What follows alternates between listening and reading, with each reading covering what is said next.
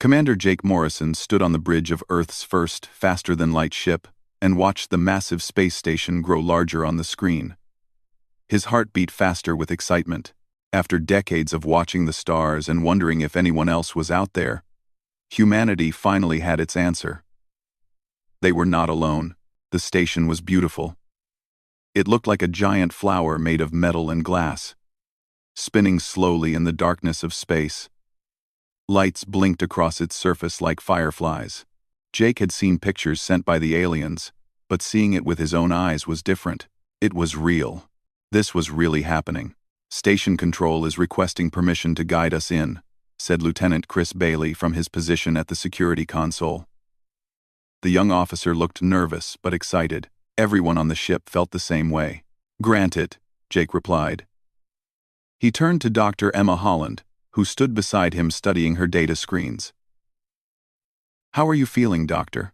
Emma smiled. "Like I'm living in a dream. 300 alien species, Jake. 300. And we're about to meet them." The ship moved smoothly toward the docking area. Through the windows, Jake could see other ships of strange shapes and sizes. Some looked like crystals. Others were round like bubbles. One looked like it was made of living plants. Earth's ship, with its simple metal design and Earth flags painted on the side, looked plain compared to them. "Docking complete," announced the pilot. "Welcome to Valoria Prime Station, Commander." Jake took a deep breath. "All right, people, let's make a good first impression." The airlock opened with a hiss. Jake stepped through first, followed by Emma and Chris. A group of aliens waited on the other side. Jake tried not to stare, but it was hard. He had seen videos, but nothing prepared him for the real thing. The leader was tall and thin, with 4 arms and a body covered in shimmering blue scales. Large black eyes studied Jake carefully. Behind this alien stood others of different types. One looked like a walking crystal. Another seemed to be made of water held together by a thin membrane. A third had 6 legs and feathers instead of hair. "Greetings," said the blue alien in perfect English. A small device on its chest glowed as it spoke. "I am Ambassador Zixthor of the Galactic Council. We welcome Earth to the cosmic community." Jake extended his hand for a handshake, then remembered the briefing. Not all species touched as greeting. He pulled his hand back and bowed slightly instead. "Thank you, Ambassador. We're honored to be here." Zixthor made a gesture that might have been a smile. "Please, follow me. We have prepared quarters for your team. You must be tired from your journey." As they walked through the station corridors, Jake noticed other aliens stopping to stare at the humans. Some whispered to each other. Others took quick steps backward. One small alien fainted when Chris walked past. "Is something wrong?" Emma asked Zixthor. The ambassador's scales changed color slightly. "Forgive their reactions. They are simply surprised. We do not often see new species." But Jake saw something else in how the aliens looked at them.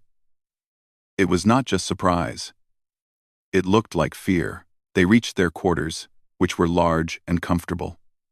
Strange furniture filled the rooms, and the walls showed images of peaceful alien worlds. Everything seemed designed for creatures much smaller and more delicate than humans. "Please rest," Zixthor said. "Tomorrow, we will begin the official meetings. Medical staff will visit to ensure you are healthy and comfortable." After the ambassador left, Emma pulled out her portable scanner. "Jake, look at this." She showed him the screen. "The atmospheric readings are strange. The oxygen level here is only 15%. On Earth, it's 21%. Is that dangerous?" Chris asked. "Not immediately, but we might get headaches. It's like being on a high mountain." Emma frowned. "But here's the weird part. For them, this is enriched oxygen. The station pumped extra oxygen in just for us. Most of these aliens breathe much less." Jake thought about this. What else is different? Emma checked her data. Gravity is lower. About 40% of Earth normal. Temperature is cooler. Radiation levels are almost 0. "Jake, this station is incredibly safe compared to any environment on Earth." Before Jake could respond, the door chimed. 3 aliens entered, wearing what looked like medical uniforms. The leader, a being that looked like a centaur but with 6 legs, introduced itself as Physician Corvan. "We must perform health scans," Corvan said. Its voice sounded worried. "The preliminary data from your ship is very concerning." "Concerning how?" Jake asked. Corvan pulled up a holographic display. "Your bone density is enormous. Your muscle mass is extreme. Your blood carries disease organisms that would kill most species. The radiation levels you were exposed to during your journey would have been fatal to 90% of known life forms. And according to our scans, you come from a planet with gravity 2.5 times higher than this station, temperatures that swing wildly between extremes, and an atmosphere so rich in oxygen it would be toxic to most species." Emma stepped forward. "That's just normal for Earth. We evolved there. Our bodies are adapted to those conditions." The aliens looked at each other. They seemed frightened. One of them made rapid clicking sounds, and Corvan responded in the same language. Then the physician turned back to the humans. "We need to inform the council immediately.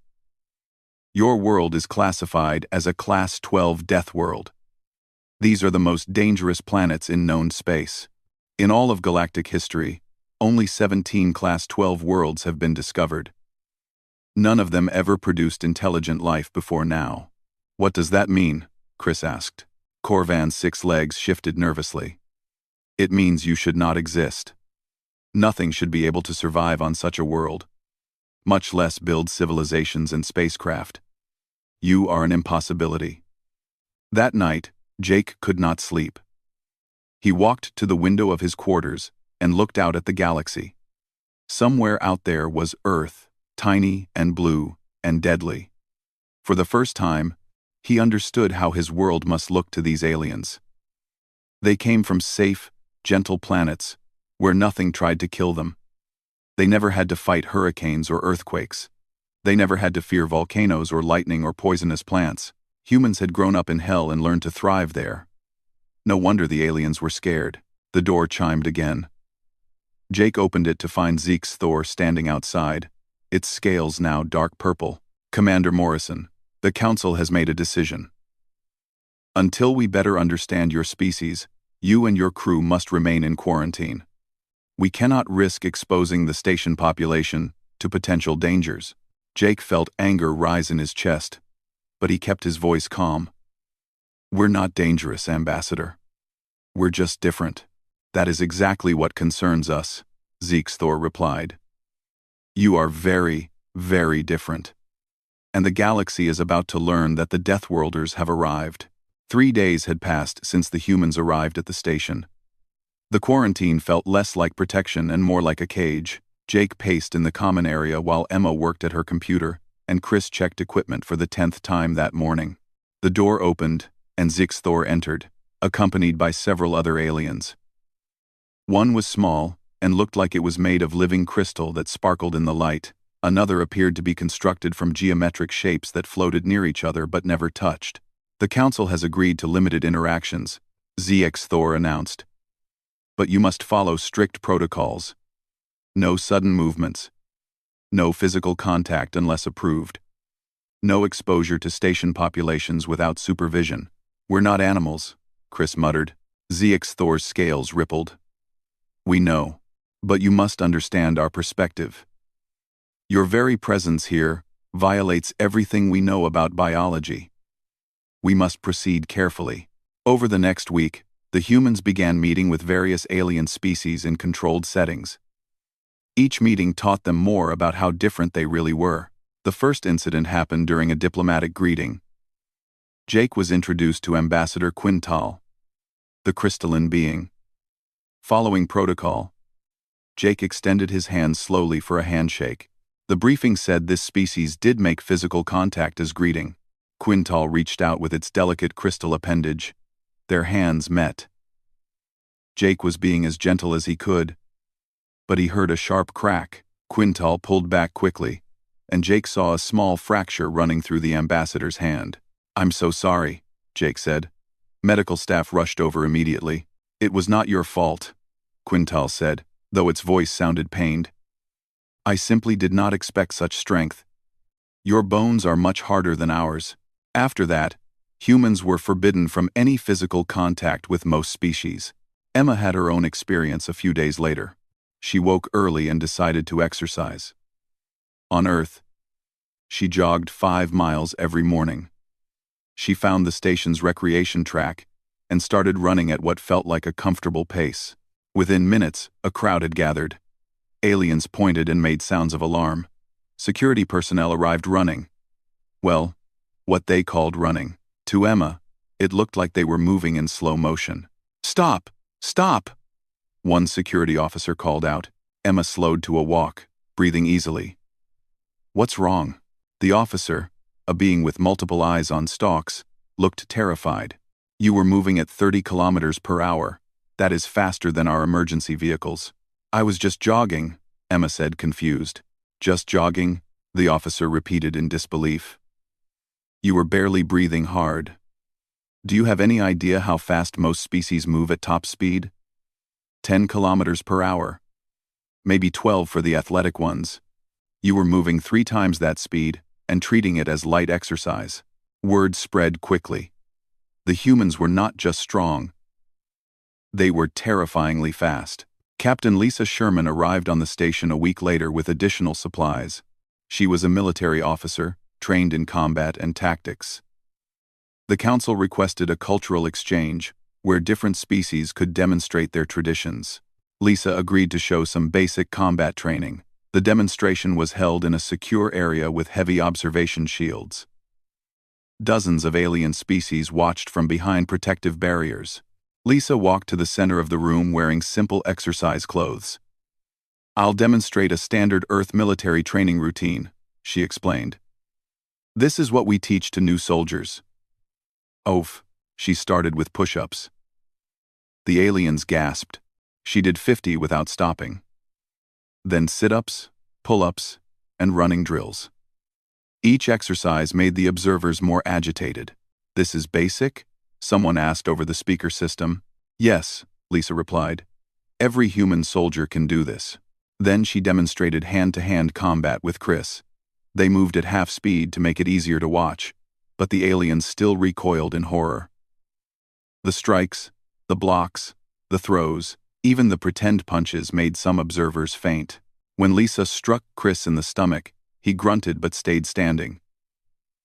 To demonstrate, the medical staff had set up sensors showing the force of impact.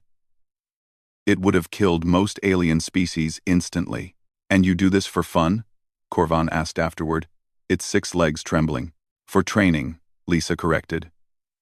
"Though some humans do enjoy combat sports recreationally." The physician looked like it might be sick. "You intentionally hurt each other for entertainment?" "We heal," Lisa said with a shrug. "Humans are tough." Danny Wright, the engineering specialist, caused the next incident.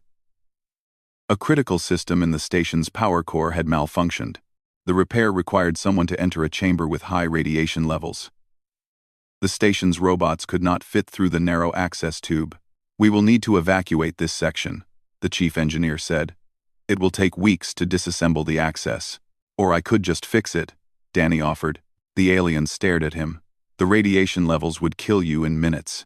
Danny checked the readings on his scanner. "These levels? This is less radiation than I get from a medical scan on Earth. I'll be fine." "Oh, I'll be fine." "Impossible," the engineer said. "Watch me." Danny put on a simple protective suit, more to make the aliens feel better than anything else, and climbed into the access tube. He found the problem, replaced a burned-out component, and climbed back out 15 minutes later. The medical staff rushed to scan him. "He should be dead," Corvan kept repeating. "He should be dead." "I feel fine," Danny said. "Actually, I'm kind of hungry. You got any food around here?" That evening, Jake received a message from High Curator Velsina, the alien who managed the galaxy's historical records. She requested a private meeting. Velsina was an aquatic species, her body flowing like water within a protective suit. "Commander Morrison, I have been researching your world extensively since you arrived. I need to show you something." She pulled up images of Earth from space, then zoomed in on different locations. Hurricanes churned across oceans. Volcanoes erupted, spewing lava. Earthquakes split the ground. Lightning storms lit up the sky. Tornadoes tore across plains. Tsunamis crashed against coasts. "This is all from the past month on your world," Velzina said quietly. "Your planet is trying to kill everything on it constantly. And yet, billions of you live there. You build cities in earthquake zones. You farm in tornado regions. You live next to active volcanoes. We don't have much choice," Jake replied. "That's just what Earth is like." "Exactly."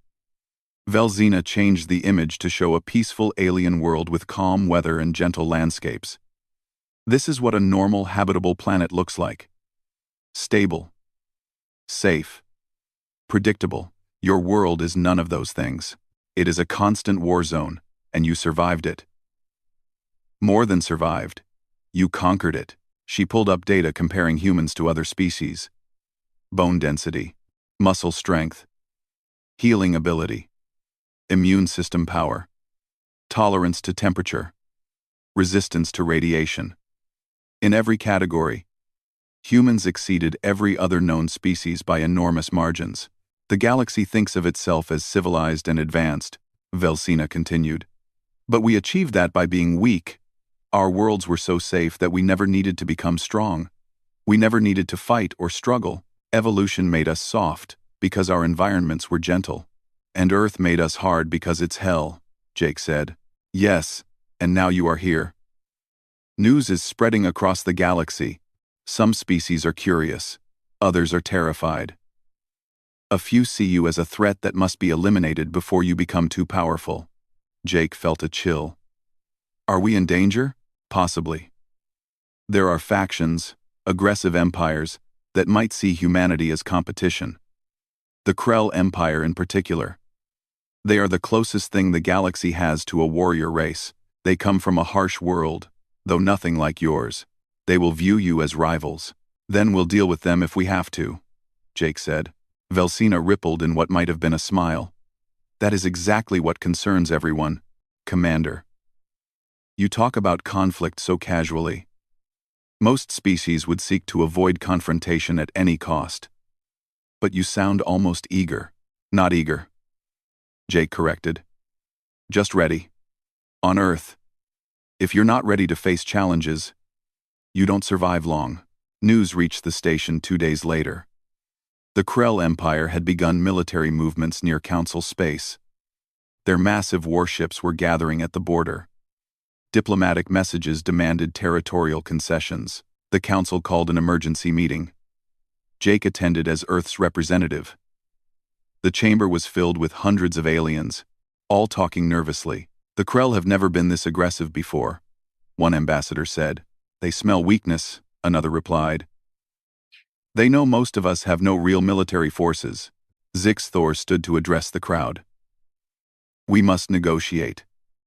Find a peaceful solution. War would be catastrophic." Then all eyes turned to Jake. The human sat calmly, while everyone else showed fear. "What would Earth do?" someone asked. Jake thought carefully before answering. "We would defend ourselves. We would stand our ground. And if pushed, we would push back harder." The chamber fell silent. Finally, one elder spoke. "The Deathworlders have been among us for only a few weeks, and already they speak of war as naturally as we speak of trade." "We speak of survival," Jake corrected. "It's what we know best." The attack came without warning.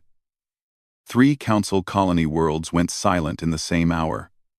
When scout ships finally reached them, they found the colonies burning. The Krell Empire had struck with overwhelming force.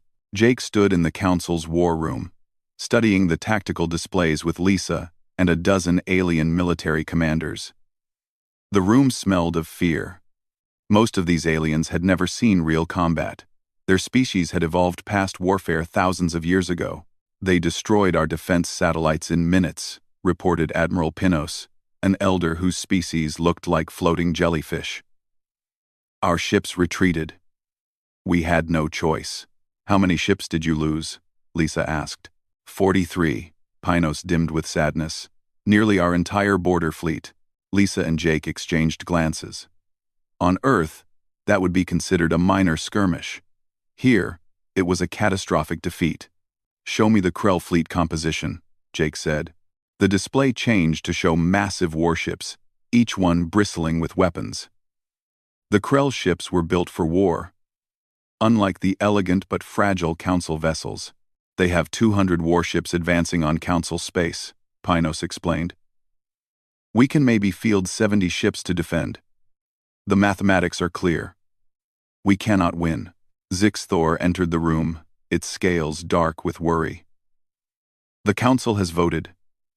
We must surrender before more lives are lost." "Or you could let us help," Jake said. The room went quiet. All eyes turned to the humans. "You?" Pinos said. "With respect, Commander, you have one ship. One small vessel with a crew of 150. What could you possibly do against the Krell Armada?" Let us try," Lisa said. "What do you have to lose?" After hours of debate, the Council agreed. Earth's ship, the ESS Defender, would join the defense fleet. Most Council members clearly thought it was a symbolic gesture, a way to honor Earth's offer without expecting real results. The Defender was small compared to the massive Council vessels. It had been built as a scout ship, designed for speed and exploration, not war. But the human crew had made modifications. Lots of modifications. Lieutenant Amy Rodriguez sat in the pilot's seat, her fingers dancing over the controls. "All systems green, Captain. We're ready." Lisa stood on the bridge, studying the tactical display. "Remember the plan. We move fast. Hit hard. And don't give them time to think." Sergeant Kevin Torres checked his weapons from the Marine Bay. "Boarding teams ready. If we get close enough, we'll show these Krell what real fighting looks like." The Krell fleet appeared on sensors, dozens of massive warships advancing in formation. They looked unstoppable. The Council fleet spread out in a defensive line. Their ships were beautiful, with sweeping curves and glowing energy fields. They looked like art pieces. The Krell ships looked like hammers. "Krell fleet is opening fire," Amy reported. Energy beams crossed space. The Council ships' shields flashed and began to fail. They returned fire, but their weapons barely scratched the Krell armor. "They're breaking formation," Lisa said. "They're running." She was right. The Council ships scattered as the Krell pressed forward. It was not a battle. It was a slaughter. "Our turn," Lisa said. "Amy, take us in." Finally, Amy grinned. The Defender shot forward at a speed that made the aliens gasp. Human engines, built to handle Earth's higher gravity and denser atmosphere, were incredibly powerful in space. The Krell fleet noticed the small human ship approaching. 3 warships broke off to intercept, probably thinking it would be an easy kill. "Weapons range in 10 seconds, Lisa said. "Amy. Evasive pattern delta." The pilot's hands moved in a blur. The Defender began spinning, twisting, moving in ways that would have pulped most alien crews from the G-forces, but humans could handle it. They had evolved on a planet that constantly tried to shake them off. The Krell ships fired. The Defender dodged every shot. Amy was laughing. "Too slow," she called out. "These guys move like they're stuck in mud." The Defender closed to point-blank range and opened fire. Human weapons were different from alien designs. While most species used precise energy beams, humans preferred explosive projectiles and kinetic weapons, things that went boom. The first Krell ship's shields collapsed under the barrage. Hull plates shattered. Atmosphere vented into space. "One down," Lisa said calmly. "Next target." The second Krell ship tried to ram them, but Amy spun the Defender away at the last second. As they passed, Kevin's Marines fired magnetic grapples. Metal cables shot across space and locked onto the Krell hull. "Gotcha," Kevin said. The Defender's engines strained, pulling the much larger Krell ship off course. It crashed into the third Krell vessel. Both ships tangled together, weapons firing wildly. Bring us alongside the damaged one, Lisa ordered. Marines, prepare for boarding. You cannot be serious. Pinos's voice crackled over the comm. You are going to board a Krell warship? Watch us, Kevin replied, the defender attached to the Krell ship's hull. Marines in armored suits cut through the outer plating and poured into the enemy vessel. The Krell were waiting for them. The aliens were huge, nearly 8 feet tall, covered in thick scales and armed with massive weapons. They were the galaxy's fiercest warriors, evolved on a harsh desert world, where only the strong survived. They had conquered dozens of species through pure combat superiority. They had never fought humans before. Kevin led his squad down the corridor. Krell warriors charged at them, roaring battle cries. The first alien swung a blade, designed to cut through armor. Kevin blocked it with his forearm, the weapon bouncing off his suit, and punched the Krell in the face. The alien's head snapped back, and it collapsed. They're tough, Kevin reported. But not that tough. The Krell could not believe what they were seeing.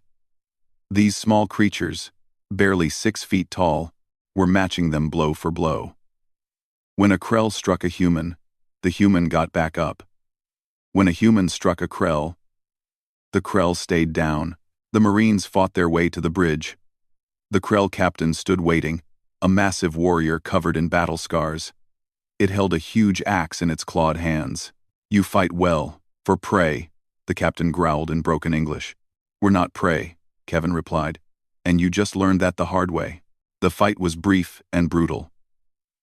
The Krell captain was strong and skilled, but Kevin had trained in Earth gravity his whole life. Every muscle in his body was used to working twice as hard. Here in space, he felt light as air and twice as fast. When the Krell captain fell, Kevin stood over it. Your ship is ours. Order your fleet to stand down. Instead, the captain laughed. Blood ran from its mouth, but it was laughing. Impossible. You are warriors. Real warriors. Like us. Then stop this attack, Kevin said. Cannot. War Prince Thraxul commands. But I will tell him. Tell him the humans fight like demons. Tell him the Deathworlders are real. Back on the Defender, Lisa watched as the Krell fleet began to pull back. The Marines had captured one ship and disabled 2 others. One small human vessel had done what the entire Council fleet could not. They're retreating, Amy said in disbelief. We actually made them retreat. Unleash. No, Lisa corrected, watching the sensors. They're regrouping. They weren't expecting real resistance. Now they know what they're facing. And they'll come back prepared. Jake's voice came over the comm from the Defender. The Council is demanding a meeting. They want to know how we did it. Tell them the truth, Lisa replied. We fought. That's what humans do. News of the battle spread across the galaxy faster than light. The humans, with one small ship, had driven back the mighty Krell Empire. Species that had never heard of Earth suddenly wanted to know everything about the Death World and its inhabitants. But Lisa knew the war was not over. It had barely begun. The Krell would return, and next time, they would not underestimate the humans. 3 days later, a message arrived at the station. It was addressed to Commander Jake Morrison from War Prince Thraxul himself. Jake read it aloud to Lisa and Emma. You have proven yourselves worthy of respect. I challenge you to meet me on neutral ground. Let us speak as warriors, not as enemies hiding behind long-range weapons. Come alone, or come with your champions. The choice is yours. It's a trap, Emma said immediately. Probably, Jake agreed. But it's also an opportunity. Lisa cracked her knuckles. Then I'm going with you. If this Krell prince wants to meet warriors, let's show him what Earth's finest look like up close. Kevin stepped forward. Marines too. We started this fight. We'll be there to finish it. Jake looked at his team. They were ready, not scared, not worried. Ready. That was the human way. When challenged, you did not back down. You stepped forward. All right, Jake said. Let's go meet the War Prince. Time to show the galaxy what happens when you challenge Deathworlders to a fight. Zixthor, listening from the doorway, felt its scales turn pale. The humans spoke of walking into potential danger the same way most species spoke of attending a peaceful dinner. They truly were from a different world. A harder world. A world that had forged them into something the galaxy had never seen before. And the galaxy was about to learn just how dangerous that made them. The neutral station floated in empty space between Krell and Council territory.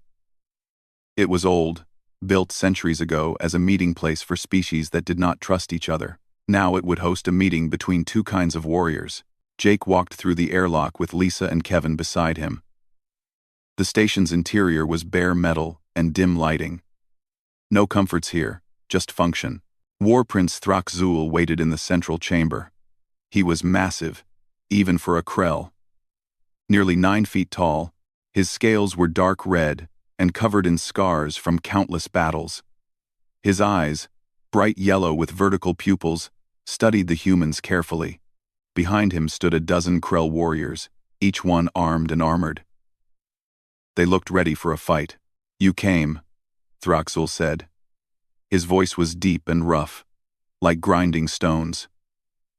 "I admit, I was not certain you would. You issued a challenge," Jake replied. "On Earth, we don't ignore challenges." Thrakzul's mouth opened, showing rows of sharp teeth. It might have been a smile. "Good. I like you already, human. You are direct. No dancing around with pretty words like the Council species. We prefer to be clear," Jake said. The War Prince walked closer, each step making the floor shake slightly. "My warriors tell me stories. They say you boarded our warship. Say you fought Krell, hand to hand, and won. Is this true?" Kevin stepped forward. "Yes. We captured your ship and defeated your crew." Thrakzul studied Kevin, then looked at the other Krell. "This small one? He defeated our warriors?" One of the Krell warriors stepped forward. His face was badly bruised. "Yes, War Prince. I fought him myself. He moved like nothing I have ever seen. Fast. Strong. When I struck him, he barely felt it. When he struck me, I could not stand." The War Prince was silent for a long moment. Then he laughed. It was a booming sound that echoed through the chamber. "Impossible. You are tiny. How can you be stronger than Krell?" "We come from a harder world," Lisa said. "Harder than Krell Prime?" Thrakzul's eyes narrowed. "Our world is brutal. Temperatures reach 60 degrees in the day. Predators hunt in packs. Only the strong survive." Emma had come along as an observer. She pulled out her data pad. Earth's temperatures range from -90 to +58 degrees. Our gravity is higher than yours. Our atmosphere has more oxygen, which makes everything more reactive and dangerous. We have storms that can level cities, earthquakes that split the ground, waves taller than buildings, and predators. So many predators. She showed images of Earth. Hurricanes from space, lightning storms, volcanic eruptions, then animals, lions, bears, sharks, crocodiles, snakes, spiders. The Krell warriors moved closer to see. They made sounds of surprise. "And you survived this?" one asked. "We thrived," Emma replied. "We became the top predator on our world. Everything else either learned to fear us or went extinct." Thrakzul stared at the images for a long time. "The Council called your world a Class 12 death world.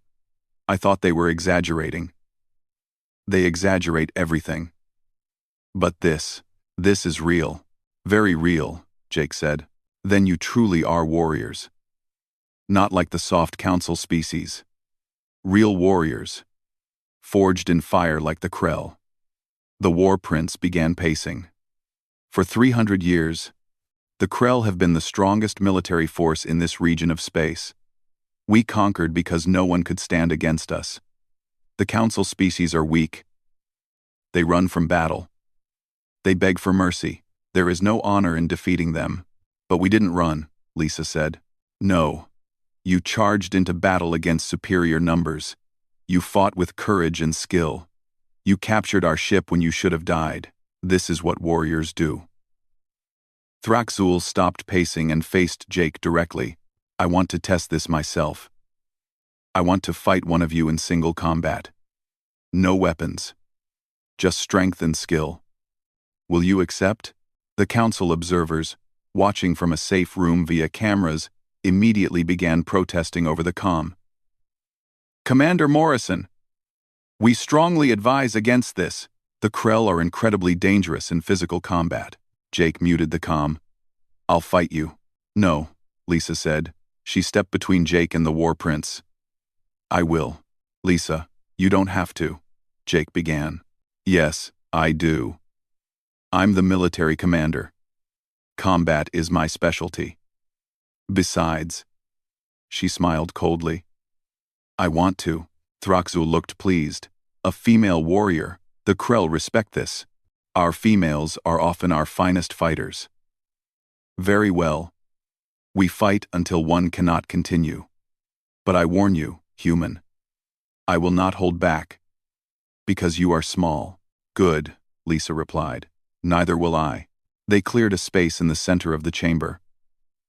Lisa removed her jacket, revealing the simple combat uniform underneath. She looked tiny compared to the massive Krell prince. This is madness, Emma whispered to Jake. Probably, Jake agreed. But Lisa knows what she's doing. The fight began. Thraxul moved first, surprisingly fast for his size. His clawed hand shot toward Lisa's head. She ducked under it easily and drove her fist into his ribs. The impact made a sound like a hammer hitting armor. The War Prince grunted in surprise. You actually hurt me. That was the idea, Lisa said. They circled each other. Thraxul attacked again, using his size and reach advantage. But Lisa was faster. She dodged, blocked, and countered. Every move was precise and controlled. The Krell warriors watched in growing amazement. Their prince was one of their finest fighters. Yet this small human was matching him. Thraxul managed to grab Lisa's arm. His grip could crush stone, but Lisa did not cry out. Instead, she used his grip as leverage, spinning inside his reach and striking his throat. Not hard enough to kill, but enough to make him choke and release her.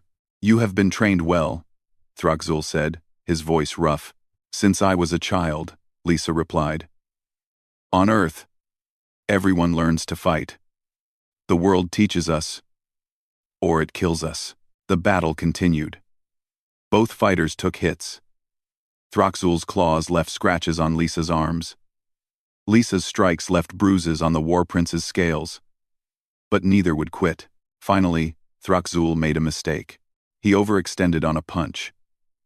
Lisa caught his arm, dropped her weight, and used his own momentum to throw him. The massive alien crashed to the floor hard enough to dent the metal. Lisa stood over him, breathing hard but still standing. Do you yield? Do you yield? Thraxul lay there for a moment. Then he started laughing again. No one has thrown me in 20 years. You are incredible, human warrior. He got to his feet slowly. Blood ran from his mouth, and he was limping. But he was smiling. I yield. You have proven your strength. Over this taking, Misser. We could. You have proven your strength. The Krell warriors began making a strange sound. It took a moment for the humans to realize they were cheering. They were cheering for Lisa. You honor us with your skill, Thraxul said formally. He bowed his head, which Emma quietly told Jake was a massive sign of respect in Krell culture. Lisa bowed back. You fought well too. Come, sit. We have much to discuss. Thraxul gestured to seats around a table. His warriors brought water and food. The council thinks we are here to conquer them, the War Prince said as they sat. They are wrong. We are here because we are bored. The Krell are warriors. We need challenges, but the council offers none. They surrender before we even arrive. Where is the honor in that? So you attack them just for the challenge? Jake asked. Would you not? On your world, did you not seek challenges? Hunt dangerous prey? Test yourselves against your environment? Jake thought about it. Yes. Humans climb mountains just to prove we can. We explore dangerous places. We push ourselves to our limits. It's in our nature. Exactly. You understand. The soft council species do not. They think we are monsters. Throxzul drank from a large cup. But you are like us. Different appearance, but the same spirit. Warrior spirit. Emma leaned forward. War Prince, may I ask about your home world? Of course. She showed him her analysis. Your world and Earth have similarities. Both are harsher than most habitable planets.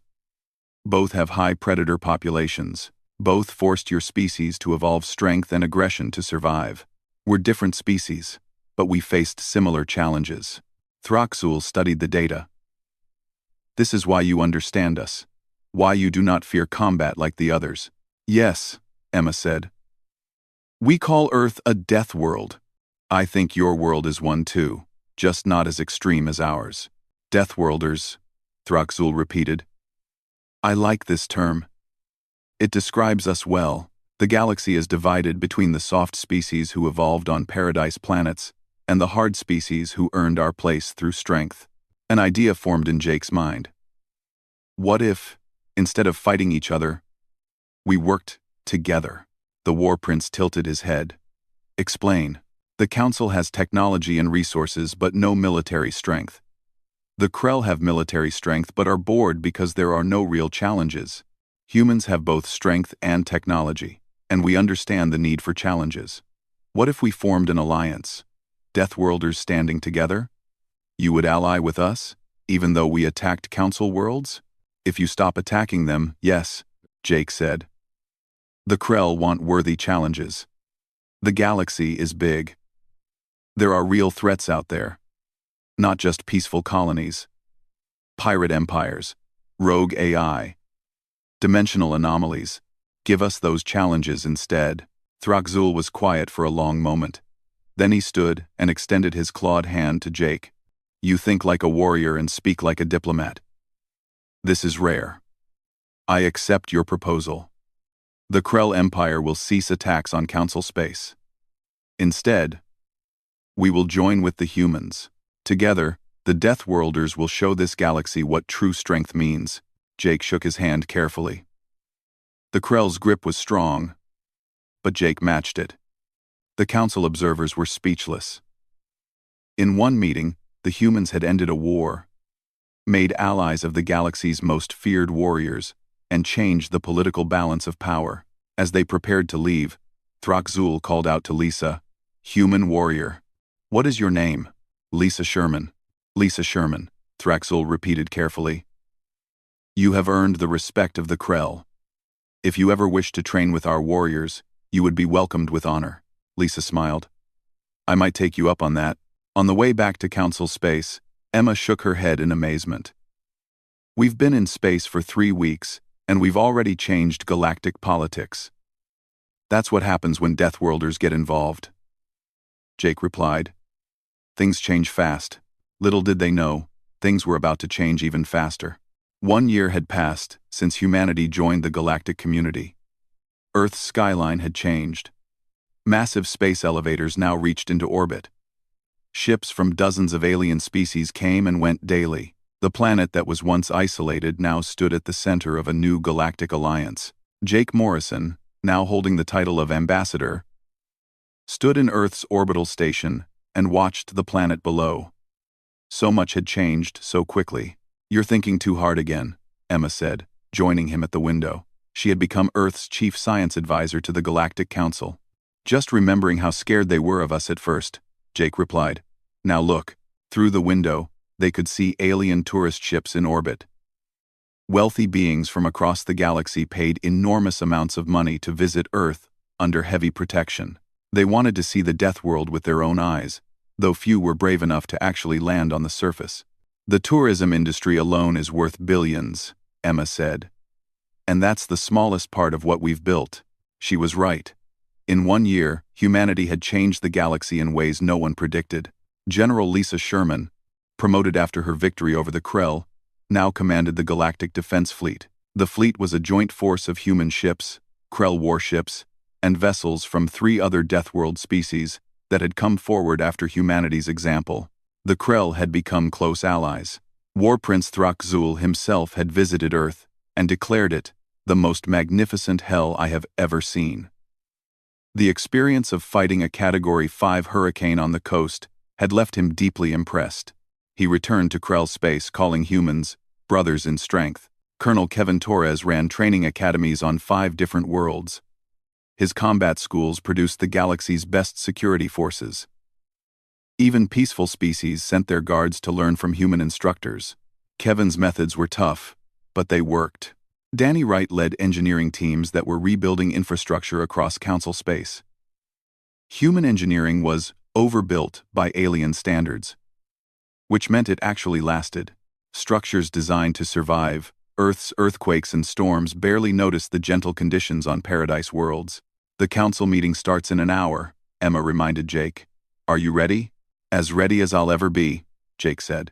The new Galactic Assembly Station was huge, 10 times larger than the original station where humans first arrived. It had been built to human structural standards, which meant it could survive things that would destroy most stations. Better safe than sorry. Jake entered the main chamber. Hundreds of species filled the seats, representing thousands of worlds. At the center stood a podium where President Sarah Mitchell waited. She had flown in from Earth specifically for this vote. Also present was Senator Rachel Cooper, Earth's primary representative to the Council. She had spent the past year working on the proposal they would vote on today. Beings of the galaxy, President Mitchell began. 1 year ago, humanity joined you in space. We came as strangers from a world you called impossible. Many of you feared us. Some still do. But we have proven that different does not mean dangerous. Strength does not mean cruelty, and survival does not mean isolation. The chamber was silent. Every being listened carefully. Today, we propose the Deathworld Accords. These are laws to protect all species that evolved on harsh worlds. Laws against discrimination. Laws ensuring equal representation. Laws that recognize that diversity makes us stronger, not weaker. Senator Cooper stood and continued. For too long, the galaxy has been divided between those who evolved on gentle worlds and those who evolved on harsh ones. The gentle species built civilization, but looked down on the harsh world species as primitive. The harsh world species grew isolated and aggressive. This division has caused conflict for centuries. But it doesn't have to be this way, Rachel said. The Krell were our enemies. Now they are our friends. Why? Because we took time to understand each other. Because we found common ground. Because we chose cooperation over conflict. Thrakzul stood from his seat. The Krell Empire supports these accords. The humans showed us that strength can build instead of destroy. That warriors can protect instead of conquer. We were wrong to attack the Council. The humans were right to offer another path. One by one, other species stood to voice support. The 3 other Deathworld species, encouraged by humanity's success, spoke about their own struggles with discrimination. Even some of the gentle Council species admitted they had been wrong to fear the harsh world inhabitants, but not everyone agreed. Ambassador Quintal, the crystalline being whose hand Jake had accidentally broken a year ago, stood to speak. I mean no offense, Quintal said carefully, but I must voice concerns. The humans have changed our galaxy dramatically in just 1 year. They command our military. They train our security forces. They build our infrastructure. They are everywhere. What happens when Earth has so much influence that we cannot say no to them? Jake had expected this. He stood to respond. Ambassador Quintal, those are fair concerns. That's exactly why we need the Deathworld Accords. These laws work both ways. They protect Deathworld species from discrimination, but they also limit how much power any one species can hold. Humans will not be allowed to control everything. Neither will the Krell. Neither will anyone else. The Accords ensure balance. And if humans break these limits? Another ambassador asked. Then the other Deathworld species stop us, Lisa said from her seat. That's the point of the alliance. We keep each other in check. Strength respects strength. We won't let any one of us become a tyrant. The debate continued for hours. Finally, it came time to vote. President Mitchell returned to the podium. All in favor of the Deathworld Accords? Lights appeared across the chamber as species voted. Green for yes, red for no, yellow for abstain. The count appeared on the main display. 78% voted yes. 15% voted no. 7% abstained. The Deathworld Accords are now law, Mitchell announced. The chamber erupted in noise. Some cheered, some argued. Some just looked shocked that it had actually passed. Rachel found Jake after the vote. We did it. We actually did it. Now comes the hard part, Jake replied, living up to it. The celebration was interrupted by an emergency alert. Every screen in the station suddenly switched to the same image. An older alien, species unknown, appeared. Its voice was mechanical and cold. Attention, biological entities. We are the remnant. We are the caretakers of this galaxy. Your civilizations have been evaluated and found acceptable. You may continue to exist. However, we detect unauthorized expansion into restricted space.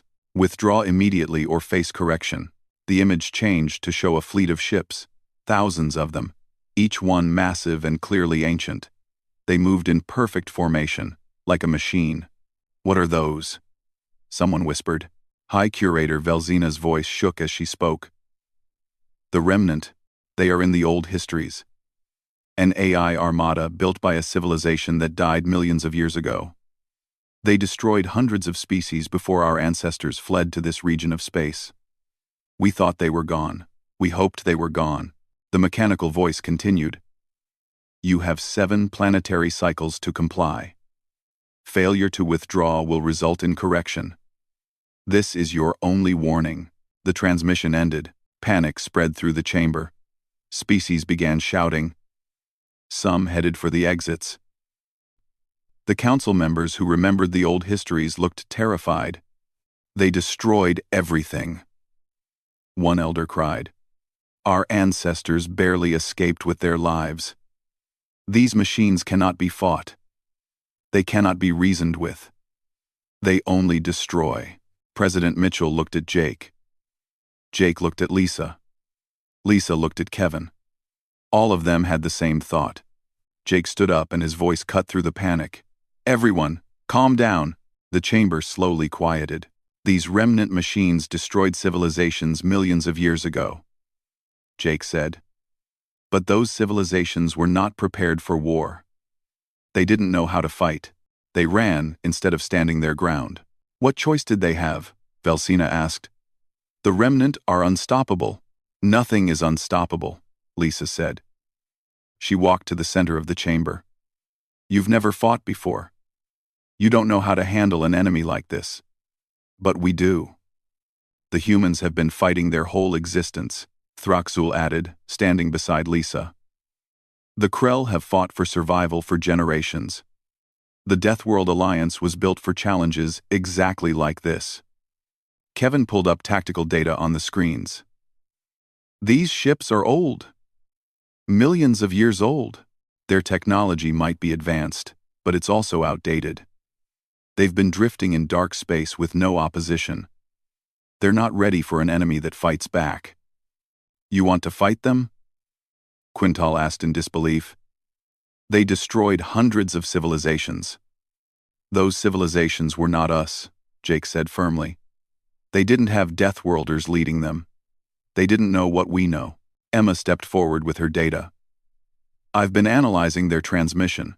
Their ships use quantum computing matrices and self-replicating nanobots. Impressive, but they have weaknesses. Everything has weaknesses. We just need to find them. This is insane, an ambassador said. You cannot possibly think. Yes, we can, President Mitchell interrupted. And we will. Earth didn't survive by running from threats. We survived by facing them head-on. We're not going to change that now, Rachel addressed the council. The Deathworld Accords just passed. This is exactly what we trained for. Let the Deathworld Alliance handle the military response. The rest of you focus on evacuation and defense. Trust us to do what we do best. Slowly, the panic began to shift. Not to calm, but to determination. The gentle species looked at the Deathworlders and saw confidence instead of fear. It was contagious. What do you need from us? Velsina asked. Data on the remnant, Emma said. Everything from the old histories. Ship designs, weapon capabilities, tactics, anything that might help. Resources, Danny added. Materials to build weapons and defenses. Access to your manufacturing facilities. And trust, Jake said. Trust that we know what we're doing. Trust that Deathworlders don't give up.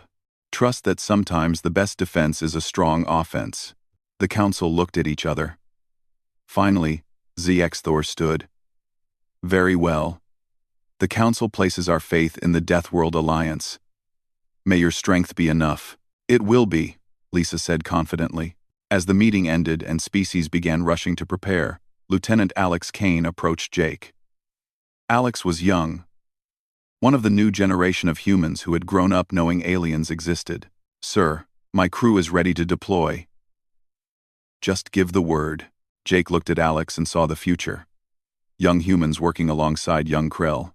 Different species, different worlds, but the same determination.